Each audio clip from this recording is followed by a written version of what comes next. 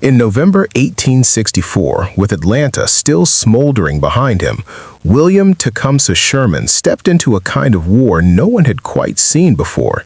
He wasn't charging into a grand battle with banners flying and cannons roaring. Instead, he was leading 60,000 men on a 300-mile trek across Georgia, living off whatever the land gave up, tearing up railroads, and making sure the Confederacy felt the full weight of what total war really meant. But if you strip away the grand strategy and the history books, what was Sherman's actual day-to-day like on that march? It was a grind of dust and mud, cigars and saddlebags, quick decisions made on the move, and nights spent under makeshift shelter while the stories of the day's foraging parties echoed around the campfires. This wasn't some clean parade ground campaign. It was raw, unpredictable, and at times downright bizarre in its mix of order and chaos. Sherman himself was the kind of commander who thrived in that mess. He wasn't the polished West Point type who kept a spotless uniform and a formal staff tent. By the time the march kicked off on November 15, he had already shed a lot of the trappings that slowed armies down. No big headquarters wagon train for him. He traveled light, with a small staff, relying on saddlebags that carried the essentials: maps, a change of underclothes, a flask of whiskey, and always that ever-present bunch of cigars. He chain-smoked them, lighting one off the stub of the last, the smoke trailing behind him as he rode along the columns.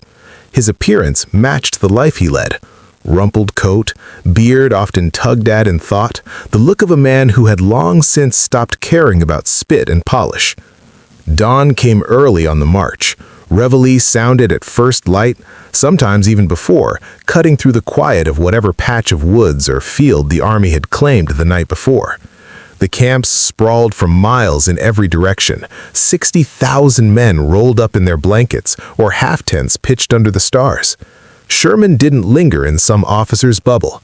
He was up with them, moving among the bivouacs, checking on the mood of the troops, or watching the pioneers, black and white laborers working side by side, clear paths ahead for the wagons and artillery. On more than one occasion, he rolled up his sleeves and joined in the physical work himself, helping lever a stuck wheel or chop brush to corduroy a swampy stretch of road. It wasn't for show. He believed in leading from the front, and that meant sharing the same grind. By 7 in the morning, the columns were on the move. The separate wings, left and right, spread out 30 miles apart at times, started their habitual 15-mile days.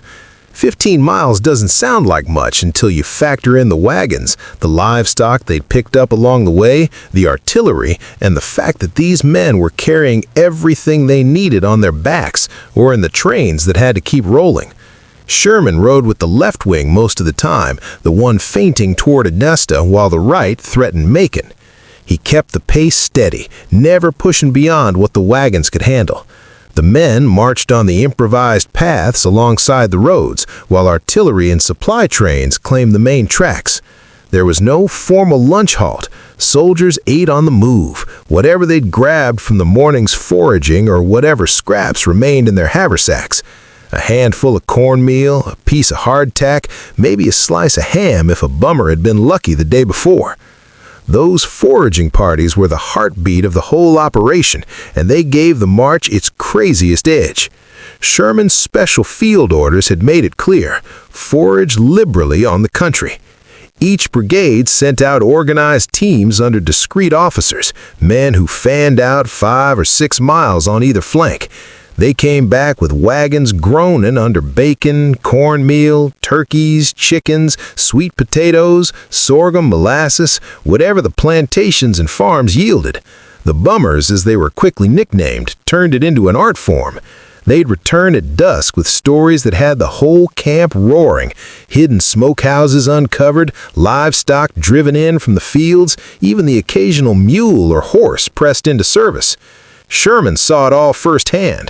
One afternoon, he watched a soldier stroll past carrying a ham on his musket, a jug of molasses under one arm, and a slab of honeycomb in his free hand, dripping as he ate.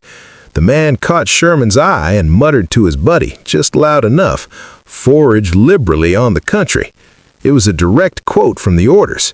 Sherman reined up, reproved the man on the spot, reminded him that only the official parties were supposed to do the gathering and that everything had to go through the commissaries for fair distribution. But he didn't confiscate the haul or punish the soldier beyond the talking to. That was the reality. The army had to eat, and Georgia was feeding them whether the locals liked it or not. Evenings brought the only real meal of the day. The columns would reach the assigned campsite by mid-afternoon or early evening. Each man paired his shelter half with his buddies, rigged a quick tent, and got a fire going. The full supper, fresh meat roasted or boiled, vegetables dug from the fields, cornbread baked in skillets, tasted all the better because it had come from the land they'd just crossed. Sherman's own mess was simple. The headquarters wagons would roll up, and he and his small staff would sit down to whatever the foragers had delivered.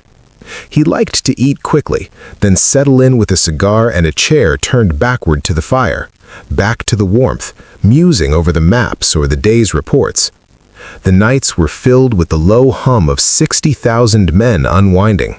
Letters got written home by firelight, card games broke out, but the favorite entertainment was always the bummers' tales, the wilder the better. Sherman would sometimes wander the camps himself, listening in, gauging the spirit of the troops. They called him Uncle Billy, and there was real affection in it. The men sensed he was one of them, living rough right alongside. The weather added its own layer of madness to the routine. Some days the sun was bright and the air bracing, and the whole army moved with a kind of exhilaration. The soldiers would strike up John Brown's Body or Glory, Glory, Hallelujah, and Sherman would hear the chorus swell behind him as he rode. Other days it was raw and cold, where the roads turned to mud, where they hit the pine barrens, where the right wing sometimes felt lost in an endless sea of scrub and swamp. Pioneers worked ahead, cutting brush, laying logs, improvising bridges over creeks before the pontoon trains could even catch up. Sherman kept his eyes on everything: the condition of the mules, the state of the wagons, the morale of the men. He knew the march's success depended on keeping that machine moving without breaking down. Interactions with the people they passed added another strange rhythm to the days. Slaves poured out to meet the columns, frantic with joy, shouting Sherman's name, some even mistaking grizzled bummers for the general himself. They clustered around his horse, praying, singing, offering whatever information they had about Confederate movements or hidden supplies. Sherman was courteous in a way that stood out for the time. He shook hands, asked questions, listened, but he was also blunt. He told them more than once that the army didn't need extra mouths and that they should stay put for now. Freedom would come with the Union victory, not by following the march and slowing it down. Still, thousands trailed along anyway, especially as word spread. White civilians watched from porches or fled ahead, leaving farms stripped bare. Some stood defiant, others simply stared in stunned silence as the blue columns rolled past. The destruction was methodical, almost routine by the second week. Wherever the army passed, railroads went up in smoke. Soldiers heated rails over bonfires made from fence rails, then twisted them around trees into what became known as Sherman neckties. It was back-breaking work, but Sherman gave it his personal attention. He knew those rails were the Confederacy's lifeline, and tearing them up was as important as any battle. Barns and storehouses that resisted got torched. Yet he drew lines. Houses weren't to be entered without cause, and he cracked down when he could on outright pillage. Still, with that many men spread across a 60-mile front, some things slipped the leash. The bummers pushed the boundaries, and the fear they left behind was part of the plan. Sherman wanted Georgia to understand that the war had come home. By late November, the march had taken on its own momentum. They had passed through Milledgeville, the state capital, without much resistance. The governor's mansion stood empty, and the troops moved through with what Sherman later called excellent order under provost guards.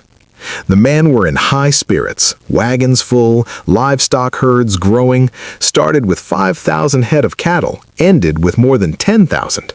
The army was feeding itself and then some. Sherman rode along, observing it all, sometimes stopping at a Negro cabin to warm himself by the fire while he waited for the wagons to catch up. He'd take a pull from the flask, light another cigar, and just sit for a moment, letting the day's reports sink in. The nights in those piney woods were something else. No full tents, just the flies stretched over pine boughs that made decent beds and shelter. The air smelled of wood smoke and resin. Sherman would sit with his staff, going over the next day's route, making sure the wings stayed coordinated even when they were miles apart. He slept the sleep of a man who had marched all day and would march again at dawn, hard but satisfied. The minimal Confederate resistance only added to the surreal feel. A skirmish here or there, Griswoldville was the biggest, and it ended badly for the militia, but mostly it was empty roads and abandoned fields. The Confederacy couldn't protect its own heartland, and every mile proved it. As December wore on and Savannah drew closer, the routine held steady, even as the stakes rose. The Army hit swamps and rivers that tested the pioneers again. Sherman pushed them hard, but never beyond what they could handle. He was still out front, still smoking, still listening to the foragers' stories at night. When they finally reached the outskirts of Savannah on December 10th, the city didn't fall without a fight, but the march itself had already done its work. Sherman sent wagons and the sick and the prisoners back toward the coast, shifting the base to the sea. He rode out to meet the Navy, coordinated with Admiral Dahlgren, even got stuck in the mud on a low tide during one boat trip. The man never stopped moving. On December 21, Savannah was theirs. Sherman rode down Bull Street to the Custom House, took up headquarters in a fine house offered by a local Englishman, and sent his famous telegram to Lincoln, a Christmas gift of the city, complete with heavy guns, cotton, and stores. The march was over, but the daily grind had left its mark.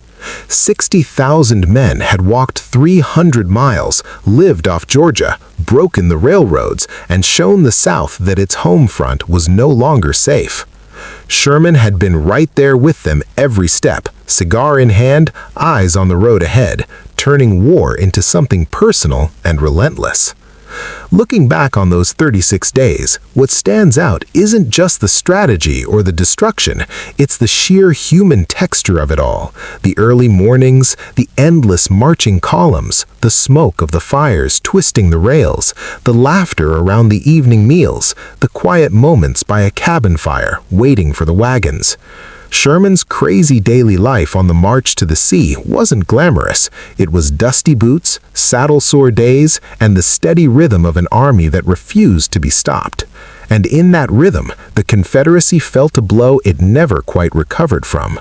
The war had changed, and William Tecumseh Sherman had been the one to change it, 1 mile, 1 cigar, 1 hard-won supper at a time.